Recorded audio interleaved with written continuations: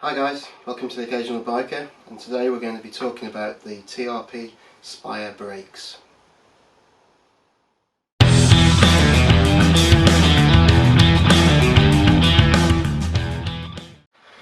So, TRP Spyres. Every time I see a thread on any of the cycling forums about TRP Spyres, there seems to be quite a lot of confusion and contradicting advice about them, whether they're any good, how to set them up, whether you should spend any money on them, whether you should buy them. A lot of people seem to have wildly different experiences with them as brakes, which is pretty unusual because brakes should either be good or bad, really, shouldn't they? So I thought I'd do a video about them. Doesn't seem to be much on YouTube about Spyres. I've had a set for around 2 years. Admittedly, I don't ride my road gravel bike as it is now as much as my mountain bikes, but I've been fettling them over the last couple of years until I got them to a point where now I think they work really well. They'll never be as good as a hydraulic brake on a mountain bike or hydraulic road brakes for that matter, but I now find the performance really good. I'm confident in the brakes, I like the way they work, I like the way they feel, so I thought I'd share a bit of my experience with them as a product and my experience with how to get the best out of them. So hopefully this will help. So first off, Spyres as a product, how do they differ from the vast majority of cable disc brakes on the market? The main difference for me, and the reason why I bought a set in the first place, is that Spyres, like a hydraulic disc brake, clamp the brake disc from both sides. If you look at other products like BB7, BB5s, then the actual pistons in the caliper, only one of them actually moves. The second piston is static, so you'll have the second piston with the brake pad, the brake disc, and then the piston on the outside or the inside, whichever one it may be, pushes the brake against the brake disc. The brake disc will warp slightly and then contact the static brake pad, and that's how you get the braking force. With TRP Spyres, that doesn't happen. Because they have a curved arm that runs from the top down each side of the caliper, both pistons actually move in together like they do with a hydraulic disc brake. In theory, that should make them easier to set up and make the performance better. Suffice it to say that I've got them to a point now where I really like them, and I wouldn't consider, unless I was spending 400 or 500 quid on a full hydraulic setup, be it from Shimano or SRAM, I wouldn't consider changing them. So that's a basic difference between Spyres and some other cable operated disc brakes. But yeah, so let's move on to how to get the best out of Spyres and the best way of setting them up, at least the best way I've found of setting them up. So, things that make a difference when you buy a set of Spyres. I admit, when I first purchased a set and chucked them onto my road bike, I wasn't blown away by the performance. My original road bike I bought as a complete bike. I think there was a set of Tektro calipers on there, which I replaced with the Spyres. I was expecting quite a bit of a difference, being that I put in the research and bought the Spyres for the specific reason that they operate in a similar manner to a hydraulic brake, and wasn't blown away.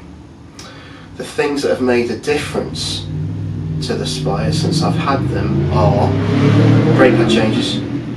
Get rid of the organic pads. I think they're organic pads that come with them.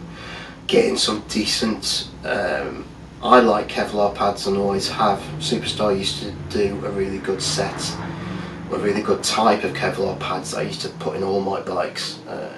They haven't had stock for a long time, so I don't know whether they've stopped doing them because they didn't make any money or whatever. But just look for a decent set of Kevlar pads. I think the last set I had were from Gorilla Brakes. and those are the ones that are in it now, and I really like them, so yeah, we'll go and have a look at them. So change the pads. Compressionless brake outers is another thing that makes a lot of difference to the performance of Spyres. If you can, use full length brake outer. Usually that's not a problem. It's usually gear cables that sometimes don't have full length cable outers, perhaps down the down tube or whatever. But yeah, replace the entire run with compressionless. I use Jaguar and always have, but I'm sure Shimano or whatever else you like is just as good, as long as they're compressionless, obviously. And the third thing, surprisingly, that made a noticeable difference to the Spyres and got them to the point they are now is, as I alluded to in my build video, changing the brake levers. So I changed from TRP 4600 to 4700s, and I think the cable pull on the brake side has changed, and I was surprised at the amount of difference it actually made, changing the shifters and the brake levers made to the Spyres. So my advice there is, if you've got 4600s, perhaps just be aware that a brake lever change would make quite a difference. If you've got some that were made in the last couple of years, they will probably suit the Spyres better than if you've got an older group set. So that's just something to bear in mind. But I was really surprised at the amount of difference that changing the brake levers made to the feel, not just the performance but the modulation as well. As far as setting them up, the best way I've found to set them up is like most cable operated disc brakes. There's a Allen key on either side of the brake caliper. An Allen key goes into each side, and that basically you can wind in or wind out the piston, so you can adjust for pad wear. So the easiest way I've found of setting them up is it's very similar to the way you'd set up any normal, other than Hope, hydraulic disc brake. So loosen off the brake caliper at the post mount, wind in the pistons an equal amount on either side, so that they're basically clamping the rotor. Once you've done that, tighten down the post mounts so the caliper's tight against the frame or the fork,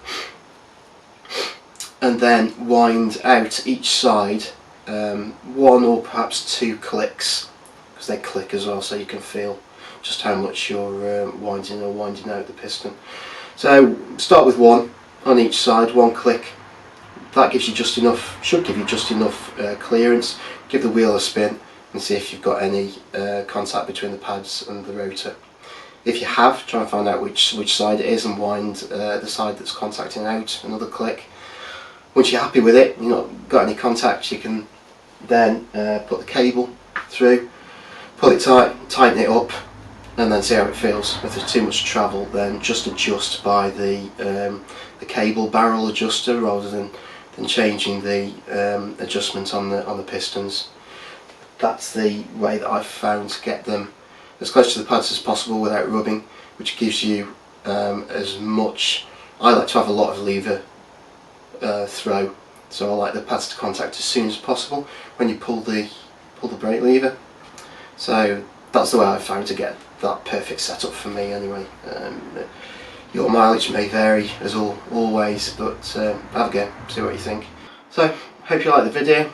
Let me know in the comments if you've got any questions, and I'll see you in the next video. Cheers.